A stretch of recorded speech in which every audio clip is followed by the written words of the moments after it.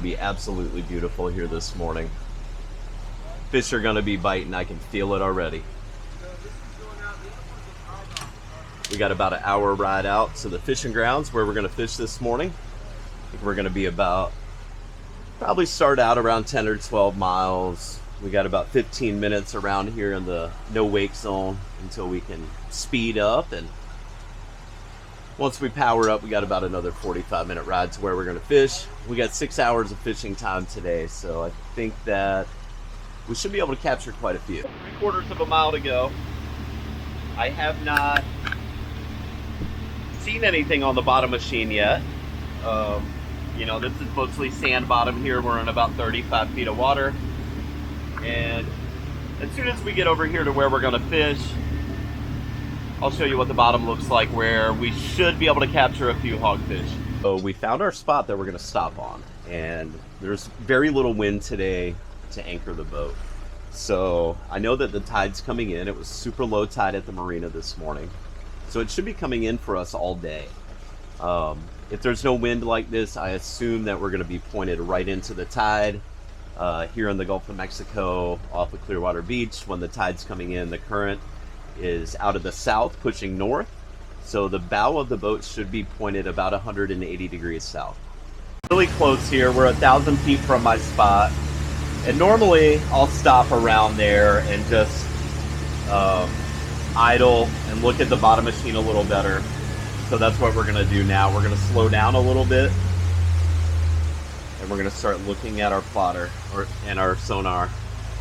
And so you see I have a lot of places marked here already, and we'll see what they look like when we ride over top of them. The sun really makes it hard for you guys to see this. I apologize for that.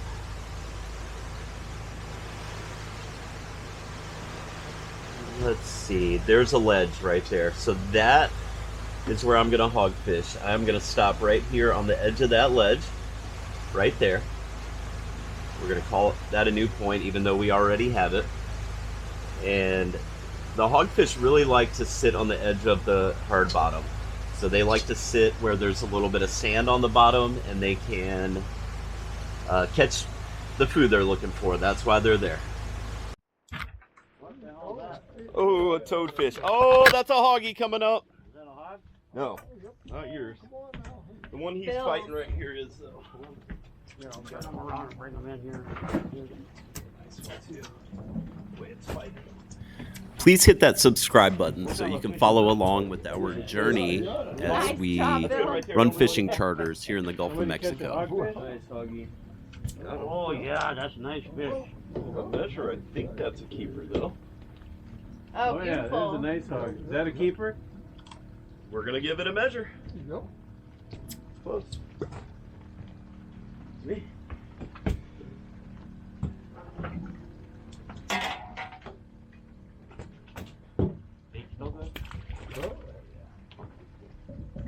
He's trying to get away. Thank you.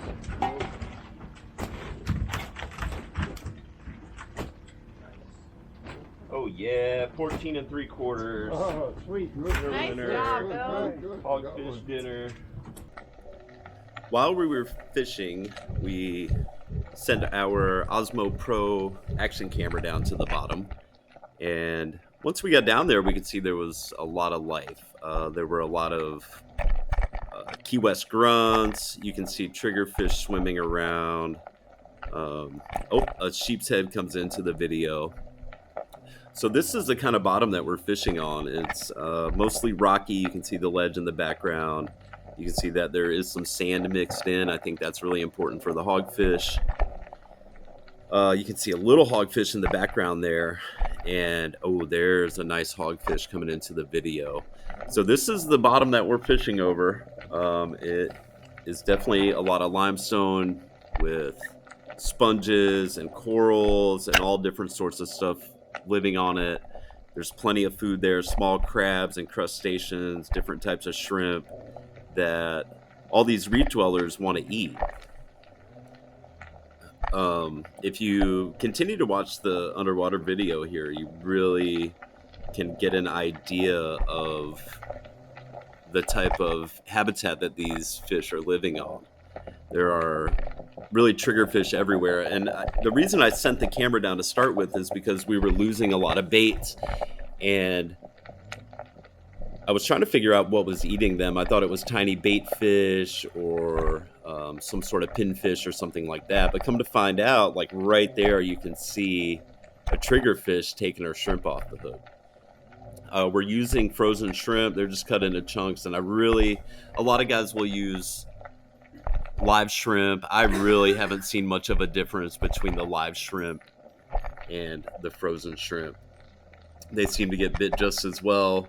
I have maybe had a little more luck with live shrimp for mangrove snappers. I really didn't see many on this ledge, but there are some nice hogfish swimming around here, and we did capture a couple on this spot.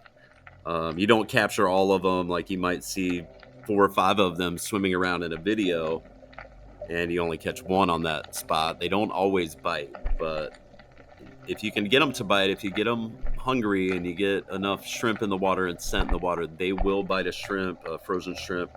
You can see a female hogfish swimming around there with a triggerfish, and these fish are all just mixed together, and I think they're probably at this point chummed up a little bit from all the bait we've been putting in the water. But I find it interesting to fire a camera down, and then you can really see what the bottom looks like compared to what your sonar looks like. Reeling against that drag. Drag's not tight.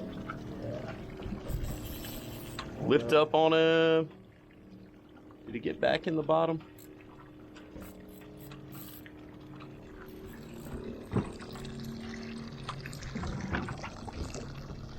Oh yeah, he rocked you up again.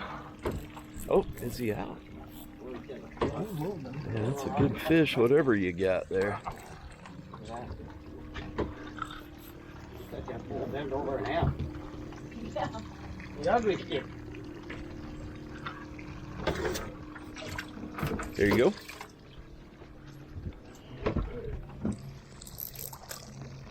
That's gonna be a big old gag, I would assume. He's coming up. Is that a red? Oh, please. That's a hogfish, bro. No, it is. Jumbo hogfish. Yeah. Oh my. Oh, come here.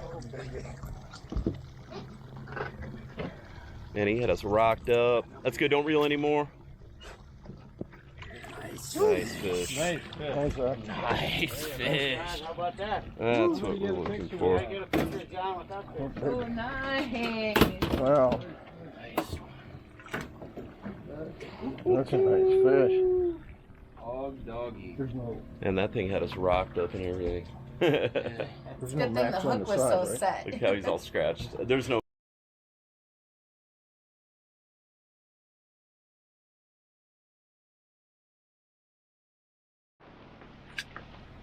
Some nice hoggies, a sheep's head, and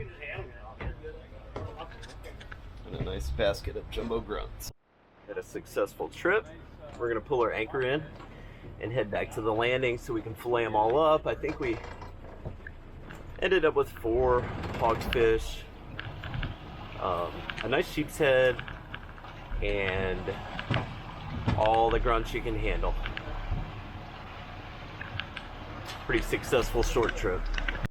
I hope you enjoyed this video of a 6-hour fishing charter out of Clearwater Beach in the Gulf of Mexico. Please hit that subscribe button. It really helps us out and gets the word out about our content. Thank you.